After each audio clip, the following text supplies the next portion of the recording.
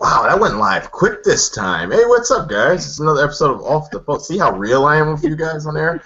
I'm your host, DJ Redcap. And yes, this is the time for all you Seattle fans to pop up and show your pride because we are doing the Seattle Rain Spotlight. I know you've all been waiting for this one, so we're going to get like 1,000 viewers for this one. Yes, big time for us because everyone loves Seattle. I remember at one point I loved Seattle too a lot, and then I held a contest to pick a team because I wanted to find another team to love because then everyone loves Seattle. I know a lot of you were bandwagons, except these people here because these are the true Seattle fans because a lot of them actually live in Seattle and stuff. So it's different. But we'll get into that shortly. Let's see what each panelist has been up to, and then we'll get into the fun and the games. Get to see the supporters and all that. Jen, what have you been up to? Same old stuff. Doing some work. Nothing really new for me. No, sounds like life as usual, eh? Yep. All right. Always exciting from Jen Hayes. We might get a rant or two out of her. Jess, what have you been up to? And tell them who you are first, because I know who you are, but they don't know who you are. Tell them who you are and what you do. Yeah, my name's Jessica. I'm one of the supporters group members for Seattle Rain. If you're in the stands, I'm the one banging the drum and just generally making a lot of noise. So you can usually find me pretty easily.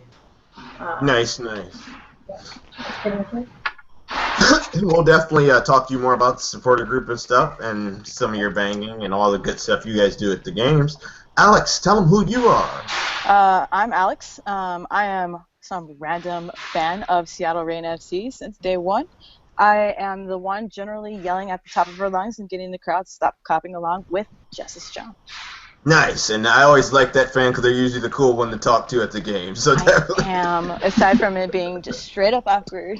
But you need those actually, because in my opinion, every supporter group needs that the person that really get them hype while the drummer's doing their own thing and stuff like that. To me, just signifies a good supporter group. So it's good that we have hype people from every supporter group lately. So this is good. As you know, if you want to say anything to Off the Post, you can use the hashtag WoSoTalk. And if you want to ask DJ what he likes to do in his spare time when he's not baking cakes and making cookies, you can use the hashtag DJ Redcap. Let's see if Jen Hayes trolls me for that one. Yes? No? Okay, so I got away with it. Courtney didn't let me get away with it last week.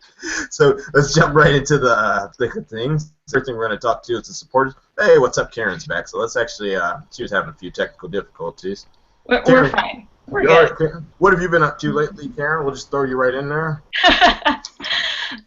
Just working and more working and then also working. That's it. Sounds good. Sounds like the life of an adult, unfortunately.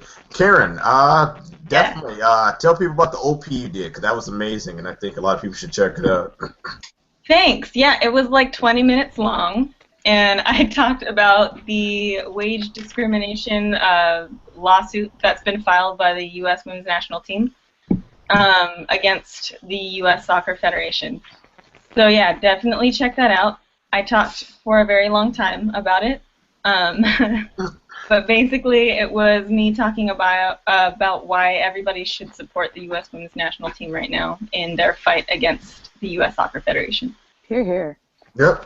And like I said, we won't really get into it on here, but if you want to leave a comment or hear what Karen had to say, like I said, definitely check it out on our channel. We have some good stuff for our OPs because we try to hit the hot topics that are happening or just the topic that we think we should bring to light, so to speak. So let's get to the supporter question because we're going to let the supporters talk first about their supporter group. Tell us more about your supporter group. What are some things you guys do before and after games, and what makes your supporter group different from any other supporter group in the NWSL? We will start with Jess first. Yeah. All right.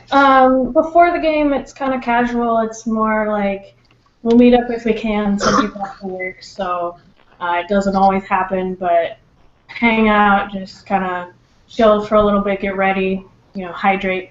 That's right. Is that what it's called? Hydrate with It's important. alcoholic beverages, other water. Yeah, during the game we have our own little section. We're standing down there, waving banners and signs and flags and beating the drum. We got a cowbell. Yell cheers to the players. We've got some specialized cheers for certain players. We're working on like one for every player, but sometimes it's a little more difficult than others. Occasionally we heckle the ref when he or she deserves it. And then, we yell about getting the kids involved. So if we have some brave little kids who come up and they're like, "Can we lead this cheer?" And we're like, "Yeah, sure, go for it." So they come. The crowd generally loves that. They get really, really hyped when that happens. And then after game is pretty much just hang out the same. Some people can stay, some can't. So sometimes we chat with players, which is nice. Yeah, and then the thing that makes us different from other supporters groups is that we're not really defined so much. We're just kind of a group of friends who get together and make a bunch of noise during game day. Right on. And get the crowd involved. Sounds good. Sounds good. Alex, what would you like to add to that? Yeah, she wasn't kidding about that hydration part. It's really important, guys. Drink water or something with water in it. Everything's made with water. It's very important. But I just want to take a second to show everybody the beautiful view that is indeed Seattle, Washington. Oh, love the city. Beautiful. I just want to say that that's what we get to play in when we get to play here, and that's why they like us so much, because it's fucking gorgeous. I mean, it's gorgeous. Anyway, so yes. Everything that Jess said is absolutely 100% accurate. We are a group of fans and a group of friends who just enjoy hanging out together and enjoy making noise and enjoy watching our players. And we do heckle players, we do heckle refs, and we try to cheer our team up as loud as we can. And I just want to say there's something really magical about standing up in front of 3,000 or 4,000 people, respectable 3,000, 4,000 people, and getting everybody to make the same noise at the same time, one cohesive movement, just so that way we can spur our team forward. It's just you sip the Kool-Aid when you get chills. So Nice. Yeah, Seattle just looks beautiful. Like I said, I remember planning a trip to even head out there, but I did get the chance to go out to the West Coast, not during the World Cup, but after the Women's World Cup in Vancouver, and just saw everyone's out there. It's just lovely and nice. So that's awesome. Thanks for the shot. We appreciate that. All right, now let's get into the part of the show that this is what we're good at, the Karens and Jen Hayes of the world, breaking down stuff, right? So the first thing we're going to talk about is how the team performed last year, some of the new signings, changes, and rookies brought in stuff, and the impact we see some of the new people having this year. So we'll start with you first, Karen. Cool. Last year I think, if you compare it to 2014, they started a little bit slower, but for Seattle Reign FC, starting slow is like other teams starting fast. So just saying. They didn't just win like they did in 2014. So it was a little bit of a shaky start, I think, for them, but then they kind of picked it up.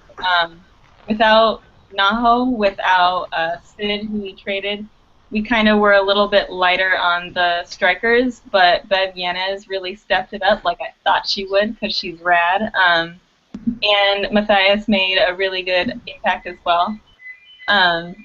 So luckily we did not end up being too bad at scoring goals like I thought we might potentially be. Just without Kim Little, obviously, we'd be like the worst team ever, honestly. No, just kidding. I love Kim. We really picked it up last season from the beginning and started winning again all the time. Got the shield. So I think it's just a matter of the players stepping up when other players were at World Cup with Naho gone. Bev was, for me, the spine of the team between Bev and Kim Little and the rest of the midfield. So that was epic. And then I'm assuming we'll get into the newer people that we just picked up for next season later. Yeah, or you can mention them now, actually, because that's part of it. If you want to mention them now, so yeah. Go for it. So the thing that I was the most excited about was picking up Carson Pickett. Um, I watched her career when she played for Florida, and she was the player on that team that stood out the most for me. Obviously, she wasn't the top goal scorer or anything, but I have a soft spot for really good defenders, and she's just seriously solid back there. For somebody who's as young as she is, she has that kind of vision, like I call it spidey sense. She has spidey sense. She knows where they're going before they go there, and she's able to make really good tackles, kind of like a younger brunette Becky Sauerbrunn. Right on. And an epic replacement, I think, for Steph Cox after Cox retired. So I'm really excited to see her especially. I think that was probably the best pickup of any team, even though she wasn't the number one draft pick. I think she was my favorite. She was my number one. So it was really exciting to see Laura pick her up. All right, cool. Let's jump to one of our supporters. We'll go to you, Alex. So, what did you think of last season, and what do you think of some of the new people that are, or any of the new people that are coming in this year? Like, what are your expectations then? Last year was a pretty epic summer. Yeah, and I agree, it wasn't quite like the summer before, but you know what? For it being a World Cup year, we saw some record amount of people who are coming into the games. Nice. And or at least for us, record amount of people who are coming in. So that's always great to see. You know, seeing the sport kind of grow and the team kind of grow here in Seattle. So epic year. Just like the most wins, fewest losses, more goals scored. It was just all around very beautiful and very magical, and I'm very excited to see how this year's going to end up. As for new players, I've always been hesitant about new players because, as it's been said, Seattle has kind of relied on a very key amount of people, a lot of key veteran-esque players. So yeah, it's always interesting to see which whomever's the new is going to be pushing themselves forward, trying to jump on, who's going to have that same kind of mindset with a lot of these players who's played together for 3-4 years or going on to 4 years. So yeah, that's that. No, that's like the big thing with you guys right now, which makes you guys such a formidable opponent. You guys have such great chemistry because the players have been playing together for, I guess, the beginning. A lot of them since the beginning of the whole NWSL. So absolutely, and even some of them were playing for for Sounders Women even before the NWSL. So there's a lot of that dynamic and that chemistry that I think that Laura Harvey's able to clamp onto and promote and push forward. Especially with the new players, they'll get a lot of great experience from a lot of great players. Yeah, right on. And then I guess just from my thing is, like, you guys did an amazing year, just didn't finish the job of winning championship, because that seems like the goal now is championship or bust at this point. You had 4 players on the NWSL Best 11, 4 on the second Best 11. Laura Harvey won Coach of the Year, Best Regular Season record, first place again. So, I mean, you did everything but complete the whole job. So, yeah, that sucks. But you guys, 2016. Right, you got 2016. You got another year to do it. So, I mean, if you don't succeed, try again. And I guess for new players, I'm looking forward to is Gabriela Maria Mano Miles, or is it Miles? I don't know how you say it in Dutch. Miles. Miles. Yeah, I think Miles. Miles, yeah. She's a goal scorer when I was looking at some of her stats and stuff. So that fits into that whole thing where Seattle finds that random foreign player to stick in that forward position and score a ton of goals. That's it. They found another this year. So, yep, that's what I was thinking. I was like, no, because every year they find one, and I'm like, I like that player because it's like they're usually tricky. They score a ton of goals. You don't see them again next season. So she's going to be a one that's going to score goals for you, but maybe she'll be that one to get you over that hump, hopefully. Let's jump over and let's look at the players to look for this year. Someone we think might have a big season. I'll go to you first, Jen Hayes. Who do you think is going to probably have a big season for Seattle Reign? Well, I'm actually hoping that Melis does have a good season because last year, you know, despite their really great opening first game of the season, which I'm still trying to get over. Sorry, I'm a Flash fan, and y'all killed us that Don't game. apologize. It's okay. Oh, that was terrible. Well, you kind of had something to prove at that point. So. Yeah, true. And we did kind of piggyback later with that that draw. But yeah, one of the things that, despite Seattle having a great season, I thought they were kind of lacking was the wide play. You know, with Naho being gone, with Sid being gone, it didn't seem quite as strong as it had been in 2014. I mean, you had decent players like Matthias and Rapinoe when she was there, and then Bai later, but it wasn't quite as good as it had been, and I think that kind of showed when Seattle went to on the road to places where they had wide fields, because Memorial Stadium is a narrow field. And when they went to places like the Soccerplex, like Salem Stadium, that have the really wide fields, they struggled. I think, what was it, the draw that Seattle and the Flash had? They had like one shot in the entire game, and that was a penalty kick by Lil Kim. So, so yeah, that was a bit of a concern, and I think it might have cost them in the title game, which I think you guys got screwed by the whole not having it announced being in Portland until like late in the season. You know, I could go off for another rant, but don't wait till like 6 weeks left in the season, because that really wasn't fair. But that's a topic for a rant. But yeah, the whole wide play kind of bit you guys, or lack of wide play kind of bit you guys a little bit in that championship game when they were able to get wide and then serve it in and get that goal by A-Rod. But the addition of because I can speak, the addition of Melis this season, having watched her play against Portland, I think that will help strengthen the area again. And also Carson Pickett, like you mentioned, Karen, which, by the way, you can thank us for that, because that was Flash's draft pick that it used to be we sent that to you in the Sid trade, so you're welcome for that. Thank you so much. I don't know if Harvey had intended on starting her right away. I think she was probably going to use Goranson there, and now that's obviously not an option. She did do very well against Portland, but you know, I'm going to take a wait and see approach on her, see if she can actually fully adjust 100% to the professional level, because it is a step up. You know, and she could struggle. I hope she doesn't, but she could struggle back there, and you know, there are other options. They could slide Matthias back there in a pinch, because she did play outside back early on when she was at Kansas City. So they've still got Reed as well.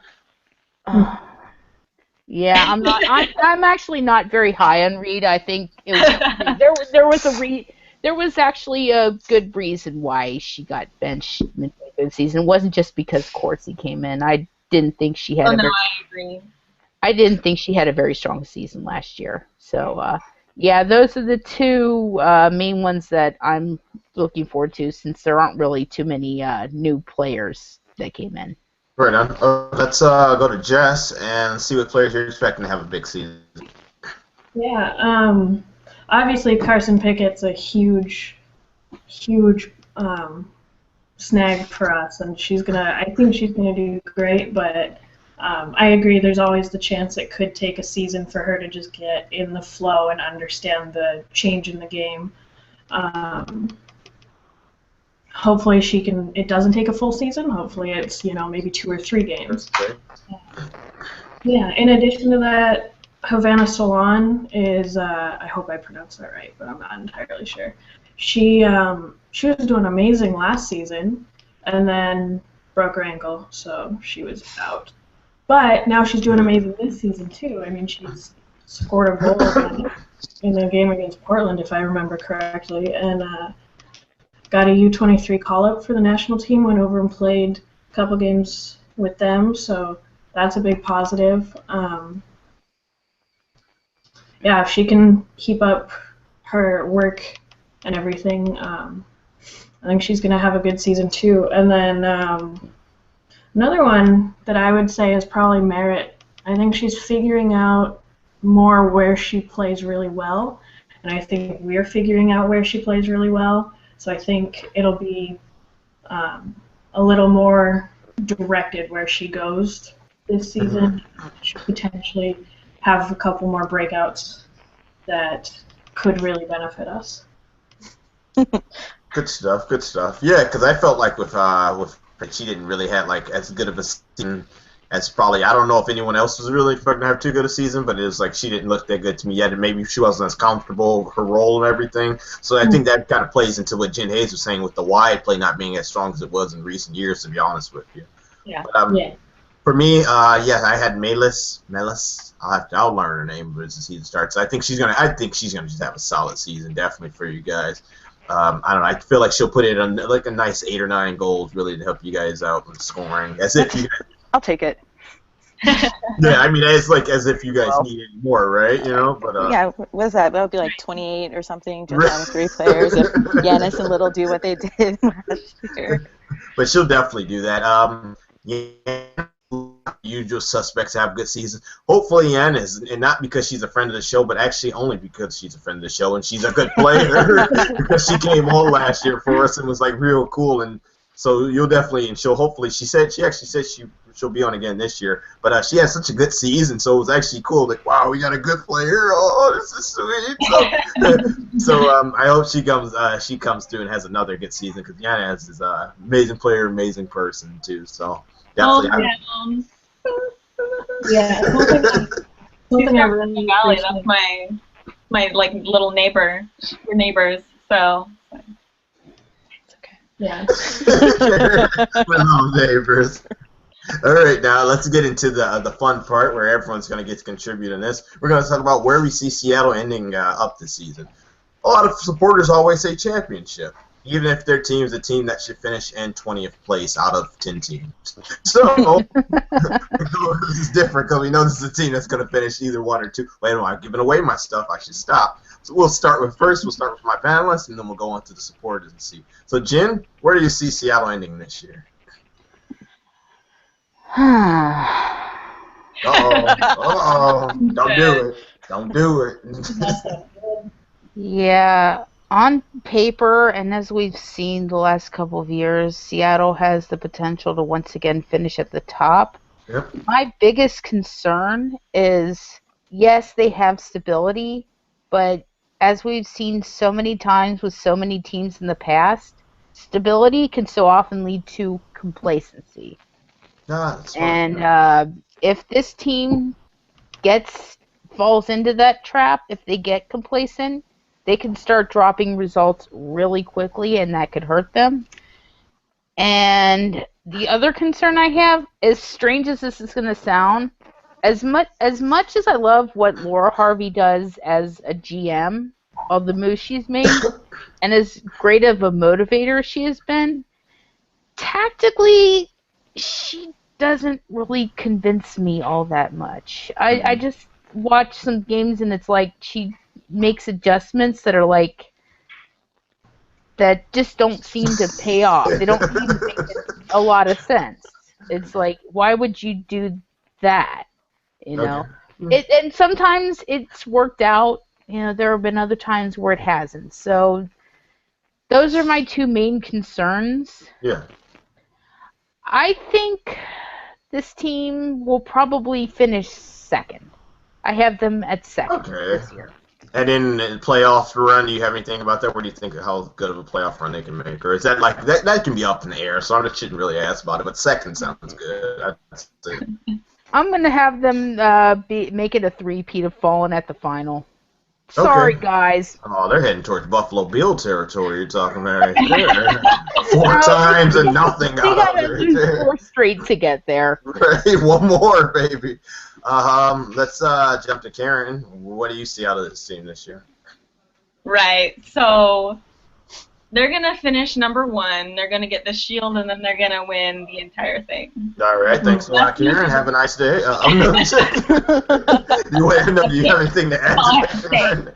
No, the thing is, just to address the points that Jen made, because she did make some very good points. I don't believe that this team is the type of team that will get complacent. I mean, if you just look at that team towards the end of the game towards the end of the season when they were playing against Sky Blue, and we were down, it was 1-0, and it was pouring rain, and somehow they just fought to get that tie so that we didn't lose that game, so that we kept the non-losing streak going. And it's that sort of mentality. They want to win. They do not want to lose. And you can just see it in the way that they play in every single game. This team refuses to let down. Even when we were in the final and we were down 1-0, they never stopped. They didn't score a goal, which sucked, but they never took the foot off of the pedal. They were still going at the FCKC goal. And I just think that this team is the type of team that's going to keep doing that no matter what, whether they have the same players or whether they get new players. I feel like that's just the culture. That's the culture that the managers have. It's the culture that Laura Harvey has. And they kind of just, they're like a big family of warrior fighters. I also have some bias because they're my team, but I love them. And then just as far as Laura Harvey tactically, I'm sure just like any coach, she's made some slight mistakes. She's no Paul Riley, but she definitely made some mistakes. It's fine, he's gone now. I can talk crap on him. You could talk crap about that before, but I wouldn't. I've always talked crap on Paul Riley, but dang, Flash, dang. That's fine. But yeah, I really believe that Seattle Reign FC is gonna take the whole thing this year. I think third time is the charm, as they say. All right, I can hear you on that. I can understand that everything you said 100%. All right, Alex, where do you see your team ending up this year? I also see my team as first and getting that shield and winning the tournament altogether. Okay. I think that this team is so hungry for that little spatula that they're just willing to claw their way to whatever they need to in order to get it and just be able to lift it themselves and be like, guess what, it's not. No, it is. I think that what was interesting is that I've seen the players after every game, and especially after every last game of the season, aside from this last one. I was actually in Colorado, but I saw the look on their faces, and I felt their energy, and just being able to see that they're dejected, but they're determined. I've never felt determination roll off of players more than what I feel after like the final last year, and the final before that, and that last game at Starfire, which, by the way, Starfire is on Indian Grave territory. I'm 100% certain. So it's just I think that if they're going to take their foot off the gas pedal, it's because they don't need to push as hard because they're playing a lesser team. And even then, they're still going to be able to wipe them out, no problem. That's what I think that mentality is going to be throughout the whole year. They're just going to keep going at it, keep tearing people apart, putting them in their places, which is slower than us. So I'm just saying. All right. And Jess, where do you see this team going? I hate to be the third person in a row, but actually I kind of because I see us winning. Yeah. I say there's at least a 97.8% chance that we make the top 2. God dang! And I'm potentially willing to put some money on that, but, talk to me after the show. The mentality of this team is huge, and I've had a chance to talk to several of the players, beginning of the season, middle of the season, towards the end, and just seeing their focus and their determination. Really, it's inspiring to me as a fan, and it makes me to, do better and bring in more support, so that I can, so that I can feel like they can be proud of the fans and we can be proud of them, right?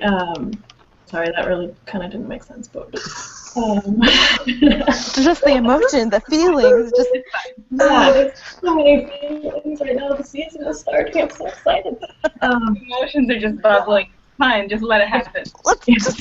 I would say, as far as potential complacency, I'd say there's a reason we call Jessica Fishlock the Tiny Dragon, and it's not just because she's 5'2" and the flag for Wales has a dragon on it. There's something in her brain where it's like, beat me, no matter how big they are or how fast they are or whatever. And I feel like her and Bev Yanez and Keelan Winters, they're all able to motivate the team exactly how they need to be motivated and when they need to be motivated so that they're able to, pull out that tie against Sky Blue in the torrential downpour.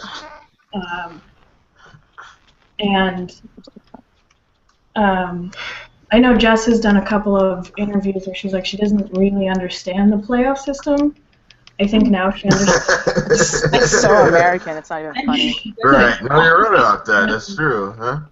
And especially for her and Kim and Rachel Corsi, I think winning the Shield or the championship is an incredibly tangible thing for them. They can see that happening, and I think they're gonna do literally anything they can to make sure they're the ones on the podium at the end of the season.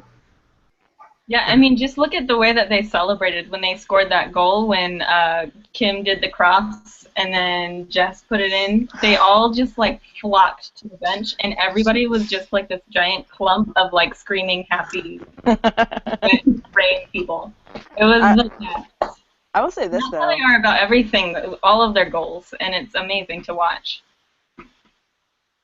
I'm starting to wonder now, did Seattle the last 2 years aim to get first place because they thought we got first place, it's over, we get a trophy. And wait a minute, playoffs?